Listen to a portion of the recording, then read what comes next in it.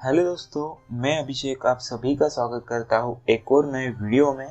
दोस्तों, आज का ये वीडियो बहुत ही खास वीडियो होने वाला है क्योंकि दोस्तों आज के इस वीडियो में हम लोग पूरा का पूरा वेक्टर ख़त्म करने वाले हैं। जो भी वेक्टर के फंक्शंस है, इम्पोर्टेंट फंक्शंस जो हम लोग कॉम्पिटिटिव प्रोग्रामिंग में यूज़ करते हैं, वो सारा हम लोग इस वीडियो में डिस्कस करने वाले हैं। दोस्तों, अगर आपने हमारे टेलीग्राम चैनल को ज्वाइन नहीं किया तो डिस्क्रिप्शन में लिंक है, वहाँ से ज्वाइन कर सकते हैं। अगर लिंक ओपन नहीं हो रही तो टेलीग्राम पे जाके टेक ब्लेडर सर्च कर लेना, वहाँ पे आपको चैनल मिल जाएगा। साथ ही साथ अगर आपने हमारे चैनल को अभी तक सब्सक्राइब नहीं किया तो जल्दी से सब्सक्राइब कर देना, क्योंकि हम लोग ऐसे ही बढ़िया बढ़िया वीडियोस लाते रहते हैं। अब दोस्तों, अब हम लोग देखने वाले हैं कि हम लोग वेक्टर कैसे यूज कर सकते हैं।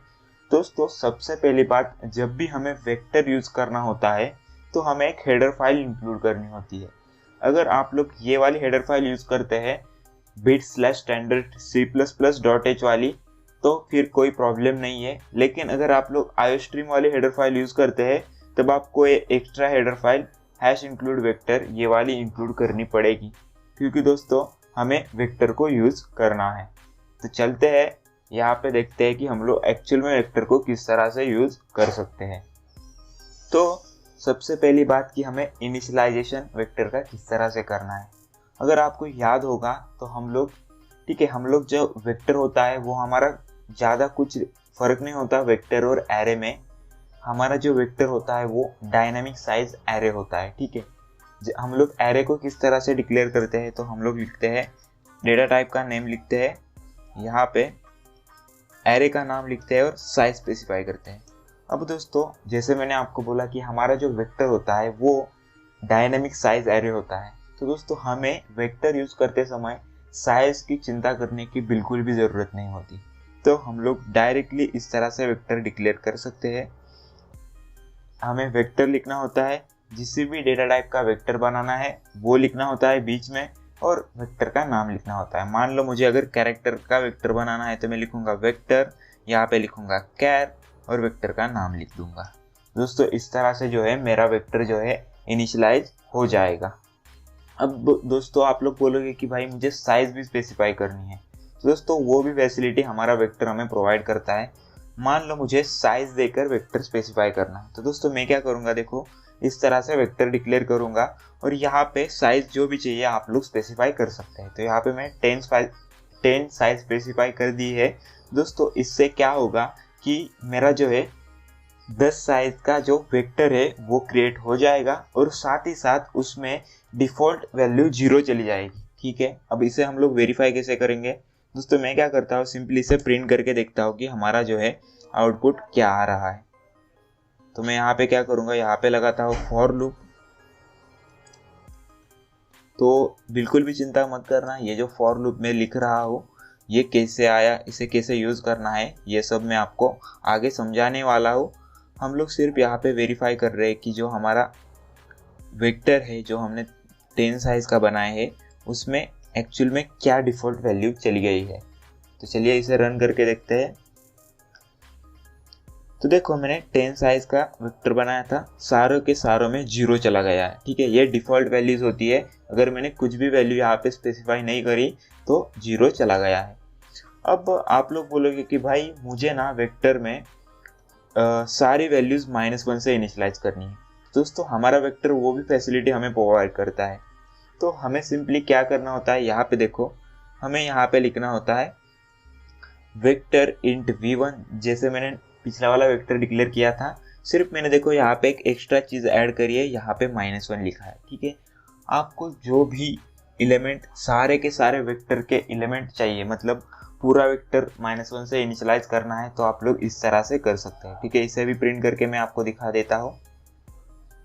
तो देखो, सारी जगह पे -1 इनिशियलाइज हो गया है।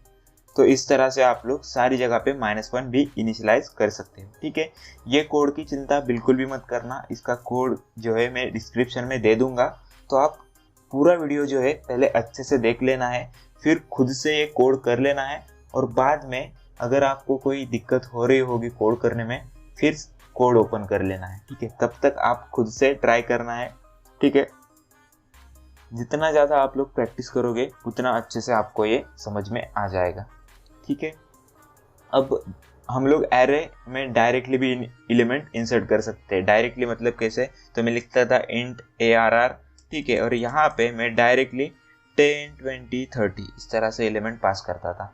तो आप लोग बोलोगे कि भाई एरे का एडवांटेज है, तो मैं बोलूँगा भाई तू ये वेक्टर में भी कर सकता है। ठीक है, अब वेक्टर में कैसे करना है, देखो सिंपल है, वेक्टर इंट और वेक्टर का नाम लिखना है जिस तरह से हम लोग एरे में करते। देखो डेटा टाइप, एरे का नाम और यहाँ पे एलिमेंट। तो देखो वेक्टर, डेटा टाइप और यहाँ पे वेक्टर का नाम लिखना है और जो भी एलिमेंट आपको इनिशियलाइज करने हैं वो यहाँ पे आपको लिख देने हैं।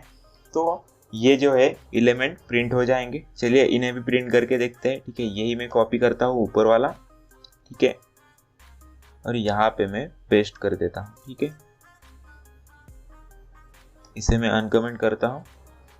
वेक्टर का नाम है V2 और यहाँ पे इसे रन करते हैं। ठीक है, ये लूप किस तरह से वर्क करता है ये मैं समझाने वाला हूँ आगे, तो चिंता मत करना।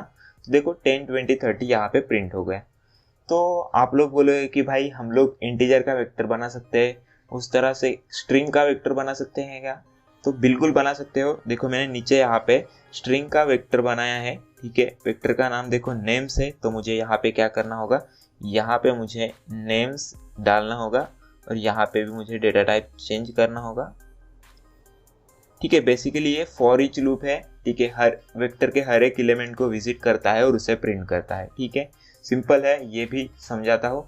तो चलिए इसे रन करके देखते हैं कि हमारा आउटपुट सही आ भी रहा है या नहीं आ रहा। तो देखो अभी अमोलनी के तीनों प्रिंट हो गए, जो हमारे वेक्टर के एलिमेंट है वो तीनों प्रिंट हो गए। तो दोस्तों ये हो गया कि हम लोग डायरेक्टली वैल्यूज किस तरह से इनिशियलाइज करते थे। ठीक है, अब हम लोग दूसरा वेक्टर, ठीक है मैं क्या बोल रहा हूँ, हम लोग जो है दूसरे वेक्टर से भी वैल्यूज डायरेक्टली ले सकते हैं। ठीक है, अब देखो मैंने यहाँ पे क्या किया है, तो रिजल्ट नाम से एक वेक्टर बनाया है। ठीक है, सिंपल है, देखो यहाँ पे मैंने किया क्या है, रिजल्ट नाम से वेक्टर बनाया है। और देखो मैं अभी यहाँ पे क्या करने वाला हूँ, जो हमारा V1 वाला वेक्टर था, चलिए यहाँ पे ही बनाते हैं, नया वेक्टर बनाते हैं, वेक्टर इंट और V1। ठीक है, सिंपल है। और यहाँ पे मैं क्या करूँगा, यहाँ पे 10 20 30 और 40 ये वैल्यू डाल देता हूँ। अब देखो मैं क्या कर क्या रहा हूँ कि मैंने एक रिजल्ट नाम से एक दूसरा वेक्टर बनाया है और जो भी V1 के सारे वैल्यूज है मैंने V1 में रिजल्ट वाले वेक्टर में मैंने कॉपी कर ली है। अब इसे देखते हैं कि ये कॉपी हुई भी है या नहीं हुई। तो इस तरह से भी आप लोग वेक्टर को इनिशियलाइज कर सकते हैं दूसरे वेक्टर की मदद से। तो देखो यहाँ पे ये भी अच्छे से प्रिंट हो गया। यहाँ पे मैं रिजल्ट अगर लिखूं रिजल्ट, तो देखो ये भी प्रिंट हो जाना चाहिए। ठीक है, दोनों के सेम ही एलिमेंट है, देखो यहाँ पे वेरीफाई भी हो गया।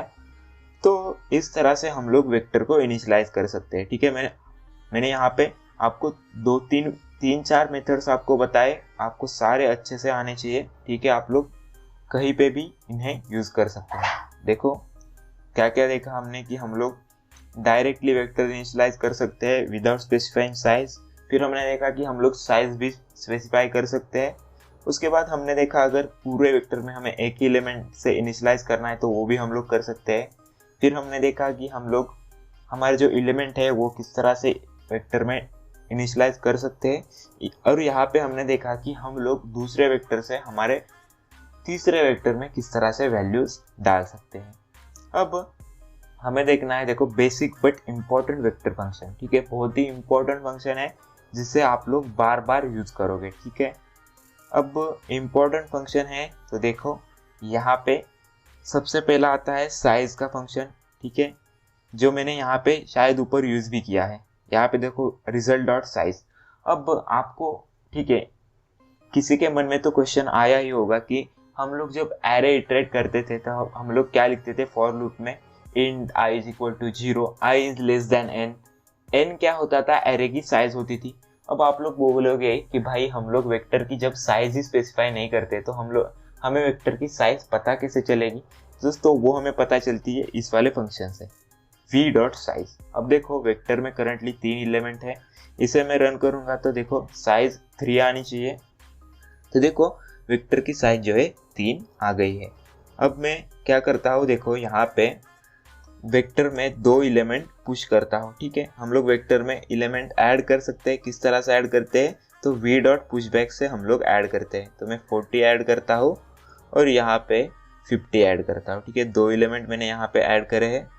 और अभी क्या करता हूँ, मैं कैपेसिटी प्रिंट करके देखता हूँ। ठीक है, अब देखते हैं वेक्टर की कैपेसिटी क्या है।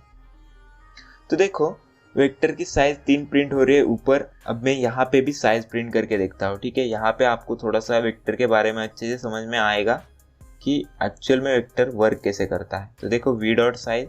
अब देखो वेक्टर में करंटली कितने एलिमेंट है, वेक्टर में करंटली एलिमेंट है 5। ये 10, 20, 30 और ये 40 और 50 5 एलिमेंट है। तो इसे मैं कमेंट आउट कर देता हूँ ऊपर वाले साइज वाले को। और अभी देखो साइज होनी चाहिए 5। देखो साइज है हमारी 5 और कैपेसिटी हमारी 6 है। दोस्तों ये वर्क कैसे करता है वेक्टर, जैसे मैंने आपको बोला कि जिस तरह से हम लोग एलिमेंट पुश करते हैं ये साइज अपनी बढ़ाता है। अब कैसे बढ़ाता है, जब देखो हमारे वेक्टर में कुछ भी एलिमेंट नहीं था। देखो सबसे पहले हमारे वेक्टर में 3 एलिमेंट थे। हमारे देखो वेक्टर की साइज भी 3 है इस केस में और कैपेसिटी भी 3 है। ठीक है, हमने डायरेक्टली इनिशियलाइज किया है इसलिए। अब देखो जैसे ही मैं 4th एलिमेंट पुश करूंगा तब वेक्टर क्या करेगा, अपनी साइज डबल कर लेगा। मतलब सबसे पहली साइज थी 3, अब कितनी हो जाएगी कैपेसिटी हो जाएगी 6 की। ठीक है, तो हम लोग 6th एलिमेंट पुश कर सकते हैं। इस तरह से वेक्टर अपनी साइज डबल करता है। ठीक है, कैपेसिटी डबल करता है, उतने एलिमेंट हम लोग पुश कर सकते हैं और जितने हम लोग एलिमेंट उसमें डालेंगे उतने उसकी साइज बढ़ती जाती है। दोस्तों इस तरह से साइज और कैपेसिटी जो है वर्क करती है। अब एम्प्टी फंक्शन होता है एक वेक्टर में, वो रिटर्न करता है कि हमारा वेक्टर एम्प्टी है या नहीं है। तो सबसे पहले ये वाले मैं अनकमेंट आउट कर देता हूँ। तो देखो हमारे वेक्टर में करंटली 3 एलिमेंट है, इसका मतलब हमारा वेक्टर एम्प्टी नहीं है। तो इसे रन करता हूँ मैं, तो देखो 0 आ रहा है। इसका मतलब क्या कि हमारा वेक्टर एम्प्टी नहीं है। और अगर मैं इसे ऐसे रख दूँ, ठीक है, कुछ भी एलिमेंट मैंने वेक्टर में पुश नहीं किया और अभी इसे रन करूंगा तो 1 आएगा कि हमारा वेक्टर एम्प्टी है। देखो 1 आ गया। इसका मतलब क्या है, ये बुलियन वैल्यू रिटर्न करता है। 0 मतलब हमारा वेक्टर एम्प्टी नहीं है, 1 मतलब हमारा वेक्टर एम्प्टी है। ठीक है, अब देखो जिस तरह से हम लोग एरे में एलिमेंट इंसर्ट कर सकते थे। ठीक है, यहाँ पे मैं इसे वापस से क्या करता हूँ, अनकमेंट करता हूँ। जिस तरह से हम लोग एरे में वैल्यूज एक्सेस करते थे कि हमारे वी ऑफ सेकेंड, ठीक है, ARR ऑफ फर्स्ट, यानी फर्स्ट इंडेक्स पे कौन सी वैल्यू है, 0th इंडेक्स पे कौन सी वैल्यू है, उस तरह से हम लोग वेक्टर में भी कर सकते हैं। तो हमें करना क्या होता है, यहाँ पे देखो हमें सी आउट लगाना होता है। C out V of 2, second element vector का कौन सा है देखते हैं। सेकेंड एलिमेंट यानी सेकेंड इंडेक्स की बात कर रहा हूँ जो कि है 30। तो देखते हैं 30 पे क्या है, सॉरी सेकेंड इंडेक्स पे 30 है, ऐसा बराबर है। अब मैं क्या करता हूँ, दूसरा फंक्शन एक होता है ऐट का। तो ऐट हम लोग यहाँ पे 1 लिख सकते हैं। ठीक है, इससे भी क्या है, तो हमारा, तो इससे भी जो है हमारा सेम आउटपुट आना चाहिए। तो देखो फर्स्ट इंडेक्स पे हमारा क्या है 20 है, तो देखो बिल्कुल सही आउटपुट आ रहा है। तो दोस्तों इस तरह से जो है हम लोग वेक्टर के एलिमेंट को एक्सेस कर सकते हैं। अब बारी आती है फ्रंट और बैक की। ठीक है, जिस तरह हमने क्यू में देखा है कि फ्रंट और रेयर होता है, उस तरह वेक्टर में जो है फ्रंट और बैक होता है। अब ठीक है, नेम से ही हमें समझ में आ रहा है कि एक्चुअल में वो क्या होगा। तो यहाँ पे देखो, तो सबसे पहली बात देखो वी डॉट फ्रंट हमें क्या रिटर्न करेगा, वेक्टर का जो फर्स्ट एलिमेंट है वो रिटर्न करेगा। अब देखो वेक्टर का फर्स्ट एलिमेंट है 10, तो वी डॉट फ्रंट हमें 10 रिटर्न करेगा और वी डॉट बैक हमें 30 रिटर्न करेगा। ठीक है, सिंपल है, नेम से ही आपको समझ में आ रहा है कि क्या रिटर्न होगा। तो इसे रन करता हूँ, देखो वी डॉट फ्रंट से 10 रिटर्न हुआ, वी डॉट बैक से 30 रिटर्न हुआ। तो इसे भी मैं कमेंट आउट कर देता हूँ। बहुत ही सिंपल फंक्शंस है। ठीक है, आप लोग नाम से उन्हें, ठीक है, आपको समझ जाएंगे। देखो हमें साइज निकालना है तो वी डॉट साइज, कैपेसिटी निकालनी है वी डॉट कैपेसिटी, पहला एलिमेंट निकालना है वी डॉट फ्रंट।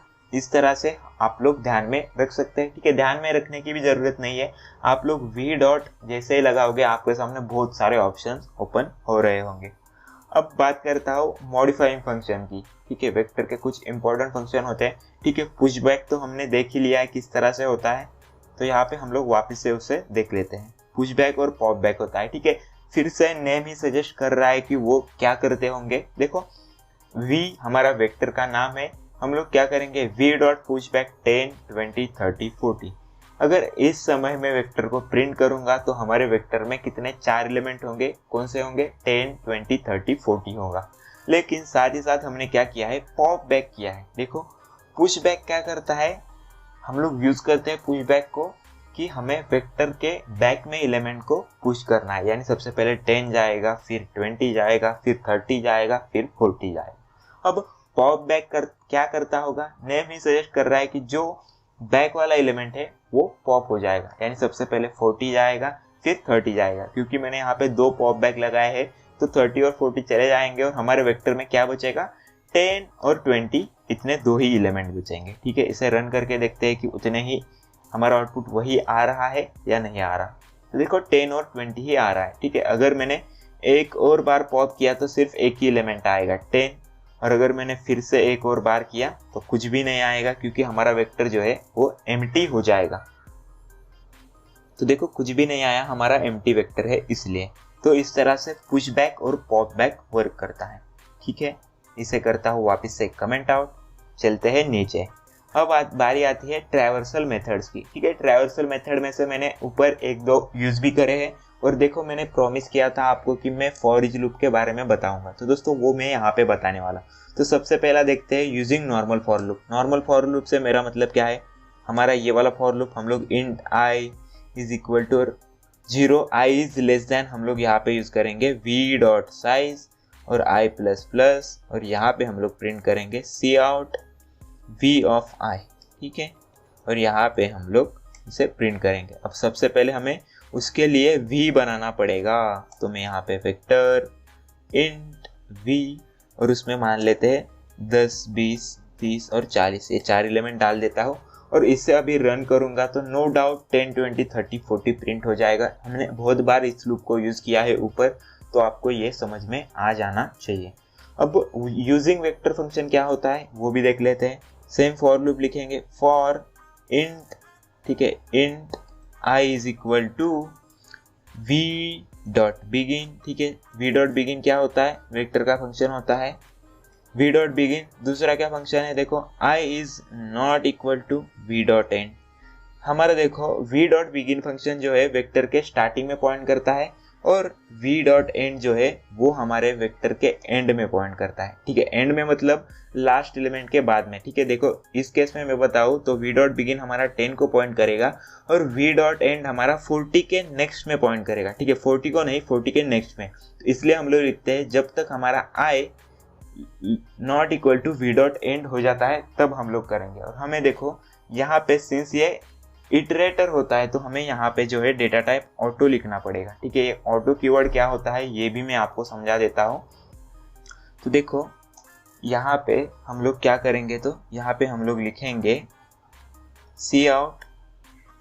सिंस ये इटरेटर होता है जैसे मैंने आपको बोला, ठीक है, ये एक पॉइंटर की तरह वर्क करता है, तो मुझे यहाँ पे जो है डी रेफरेंस ऑपरेटर लगाना पड़ेगा, जो कि हम लोग पॉइंटर में यूज़ करते the value at that point हमें निकालने के लिए। तो यहाँ पे मैं सिंपली से रन करके भी आपको दिखा देता हूँ कि इससे भी हमें वही आउटपुट मिलने वाला है जो हमारे पहले फॉर लूप से हमें मिल रहा था। तो चलिए इसे रन करते हैं और देखते हैं क्या आउटपुट आ रहा है। तो देखो बिल्कुल 10 20 30 40 भी आ रहा है।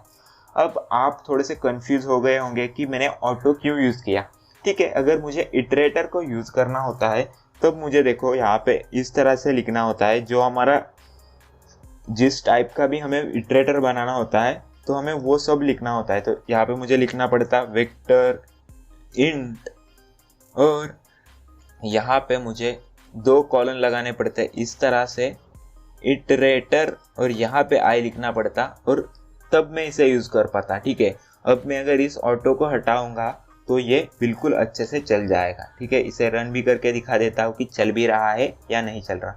दोस्तों इतना बड़ा मुझे इटरेटर का डिक्लेरेशन लिखना पड़ता, उसकी जगह पे मैं क्या कर सकता हूँ, मैं डायरेक्टली यहाँ पे लिख सकता हूँ ऑटो। ऑटो का मतलब क्या होता है, हम लोग कंपाइलर को बोलते हैं कि जा तुझे जो करना है कर ले, मुझे बताना है तुझे कि किस तरह का मेरा इटरेटर है, तुझे ढूंढना है और तुझे ही उसे यूज करना है। मुझे क्या चाहिए, मुझे बस वेक्टर के एलिमेंट का आउटपुट चाहिए।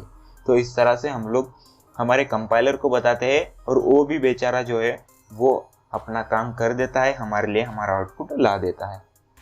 तो यहाँ पे ऊपर ही मैंने इटरेटर के बारे में बता दिया, नीचे वही है, हम लोग इस तरह से इटरेटर का यूज करके कर सकते हैं। ठीक है, ठीक है। ऊपर अब बारी आती है फोर्थ लूप की, जो हम लोग इस, ठीक है, STL में या फिर CP में बहुत बार यूज करते हैं। ठीक है, फॉर ईच लूप जो होता है बहुत पॉपुलर लूप है, इसे यूज करना बहुत ही इजी होता है। ठीक है, हमें क्या करना होता है, यहाँ पे फॉर लिखना होता है, जिस भी तरह का हमारा वेक्टर है, जिस भी टाइप का, उस टाइप का हमें एक वेरिएबल बनाना होता है। मैं x बना देता हूँ इन v, ठीक है, कॉलन लगाना होता है और यहाँ पे हम लोग क्या करते हैं, cout x कर देते हैं। ठीक है, तो ये क्या करता है, हमारे वेक्टर के हर एक एलिमेंट को प्रिंट कर देता है। ठीक है, हम लोग इसे इस तरह से पढ़ते हैं, फॉर x इन v, यानी एक वेक्टर v के हर एक एलिमेंट को जाके विजिट करो और मेरे लिए उसे प्रिंट कर दो। तो ये भी अच्छे से प्रिंट हो जाएगा, कोई भी दिक्कत नहीं है। यहाँ पे अगर मैं बात करूँ, मैं स्ट्रिंग वेक्टर को भी आपको प्रिंट करके दिखा देता हूँ। वेक्टर स्ट्रिंग बनाना है मुझे, वेक्टर का नाम v1 रखते हैं और यहाँ पे मुझे स्ट्रिंग पास करनी है, तो मैं लिखता हूँ अभी। ठीक है, कुछ भी आप लोग नेम यहाँ पे स्पेसिफाई कर सकते हैं। मैं यहाँ पे लिखता हूँ अमोल, यहाँ पे लिखता हूँ अनिकेत। ठीक है, सिंपल है। और अब मैं क्या करता हूँ, इसे प्रिंट करके देखता हूँ। तो मुझे फॉर ईच लूप लगाना है, मैं क्या करूँगा, फॉर, अब सिंस हमारा हर एक डेटा टाइप स्ट्रिंग है, तो मैं लिखूंगा स्ट्रिंग str इन v1। हमें क्या करना है, तो हर एक str को प्रिंट करना है, तो मैं लिखूंगा cout str और यहाँ पे मैं एक स्पेस भी दे दूंगा दोनों के बीच में। अब इसे रन करके देखते हैं कि हमारा आउटपुट कैसे मिल रहा है। तो देखो 10 20 30 40, ये तो हमारा आउटपुट इस वाले वेक्टर की वजह से आ रहा है, ये वाले फॉर लूप की वजह से। और देखो अभी अमोल अनिकेत, ये भी अच्छे से प्रिंट हो गया। तो इस तरह से आप लोग फॉर ईच लूप भी यूज करके आपका आउटपुट ला सकते हैं। ठीक है, ये हो गया कि हम लोग वेक्टर में ट्रैवर्सल मतलब इटरेट किस तरह से करेंगे। तो हमने 3-4 मेथड देखे कि हम लोग किस तरह से कर सकते हैं। अब बात करते हैं कि वेक्टर में बहुत ही इम्पोर्टेंट फंक्शन होते हैं जो हमारा बहुत टाइम बचा सकते हैं, बहुत मतलब एकदम ज़्यादा, आप सोच भी नहीं सकते। तो सबसे पहला फंक्शन है एक्यूमुलेट फंक्शन। एक्यूमुलेट क्या करता है, तो देखो मैंने यहाँ पे लिखा भी है, to find the sum of all element int vec. ठीक है, वेक्टर का नाम मैंने यहाँ पे वेक लिखा है और यहाँ पे मैं 10 20 30 40 ये डालता हूँ। ठीक है, यहाँ पे हम लोग सम कैलकुलेट करते हैं, 40 + 30 70, 90 और 10 यानी 100 सम हमारी आनी चाहिए।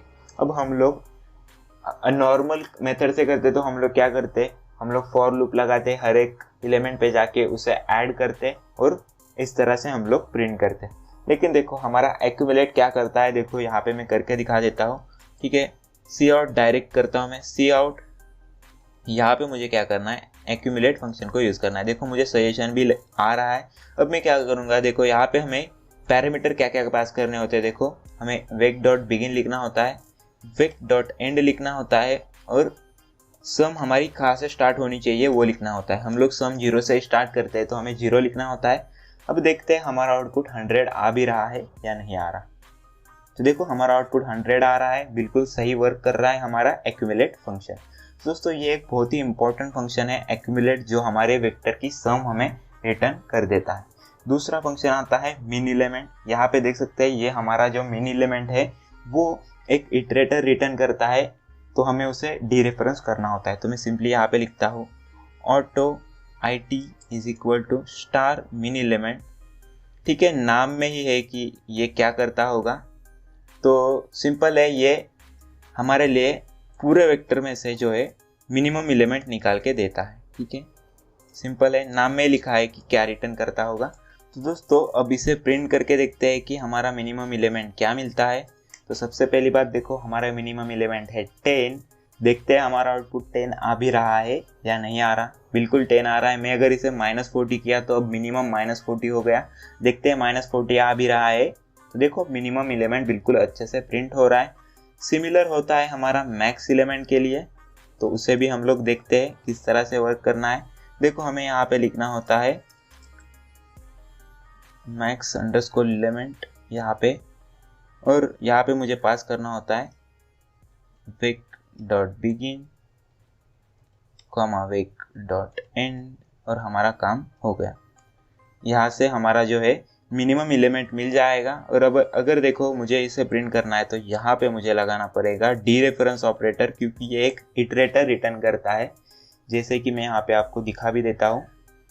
तो देखो मैक्सिमम एलिमेंट इस केस में 30 है, तो यहाँ पे हमारा आउटपुट आ गया है। ठीक है, अगर मैंने देखो मिनिमम एलिमेंट के केस में मैंने क्या किया था, मैंने जानबूझ के यहाँ पे 2 मेथड्स यूज़ करे हैं ताकि आपको पता चले कि एक्चुअल में दोनों मेथड किस तरह से वर्क करते हैं। ठीक है, मिनिमम एलिमेंट में देखो मैंने यहाँ पे स्टार लगाया था, तो उस केस में मेरा आउटपुट डायरेक्टली जनरेट हो गया, इसलिए मैंने यहाँ पे IT लगाया था, IT को ही प्रिंट किया था। लेकिन यहाँ पे देखो मैक्स एलिमेंट के केस में मैंने यहाँ पे स्टार नहीं लगाया था, तो मुझे उसे डीरेफरेंस करना पड़ेगा, इसलिए मैंने यहाँ पे डीरेफरेंस किया। तो इस तरह से आप लोग वर्क कर सकते हैं मिनिमम एलिमेंट और मैक्सिमम एलिमेंट फाइंड करने के लिए। अब दोस्तों नेक्स्ट जो इम्पोर्टेंट फंक्शन होता है वेक्टर का, वो होता है मर्ज वाला। अब बात करते हैं मर्ज फंक्शन की। तो देखो मेरा वेक्टर है, मेरे पास 2 वेक्टर है v1 और v2। v1 में वैल्यूज है 10, 20, 30 और v2 में वैल्यूज है 100, 200 और 300। अब दोस्तों मुझे क्या करना है, मुझे एक थर्ड वेक्टर बनाना है जिनमें ये दोनों वैल्यूज में इंसर्ट कर सकूँ। तो देखो मैंने थर्ड वेक्टर बनाया वेक्टर v नाम से, और उसमें मैंने देखो सारी वैल्यूज इंसर्ट कर दी है। अब मैंने करी मर्ज कैसे किया है, देखो v1.begin से लेके v1.end तक, यानी मुझे पूरा का पूरा v1 वेक्टर उसमें इंसर्ट करना है, और साथ ही साथ v2.begin से लेके v2.end तक करना है, और v1 जो वेक्टर में करना है उसका बिगिन इंडेक्स हमें यहाँ पे देना होता है, जो कि है v.begin।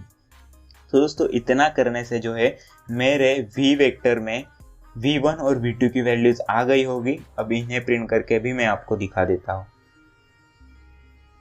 तो देखो 10, 20, 30 और 100, 200, 300, यानी दोनों वेक्टर की वैल्यूज v वेक्टर में चली गई है। दोस्तों इस तरह से आप लोग कर सकते हैं। तो आई होप आप लोगों को वेक्टर के जो है सारे के सारे फंक्शन जो है समझ में आ गए होंगे। आपको क्या करना है, सारों को खुद से ट्राई करना है, तब आपको अच्छे से समझ में आ जाएगा। ठीक है, और साथ ही साथ इसके ऊपर प्रॉब्लम्स भी सॉल्व करने हैं। वेक्टर के ऊपर प्रॉब्लम्स आपको मिल जाएंगे GFG पे, तो आप लोग उन्हें भी ट्राई कर सकते हैं, तो आपकी अच्छी प्रैक्टिस हो जाएगी। दोस्तों अगर आपने हमारे चैनल को अभी तक सब्सक्राइब नहीं किया है तो जल्दी से कर देना, क्योंकि हम लोग जैसे वेक्टर को कवर किया है वैसे ही हम लोग अदर जो STL कंटेनर्स होते हैं उन्हें भी कवर करने वाले हैं। दोस्तों मैं मिलता हूँ आपको अगली वीडियो में, तब तक के लिए बाय बाय, टेक केयर।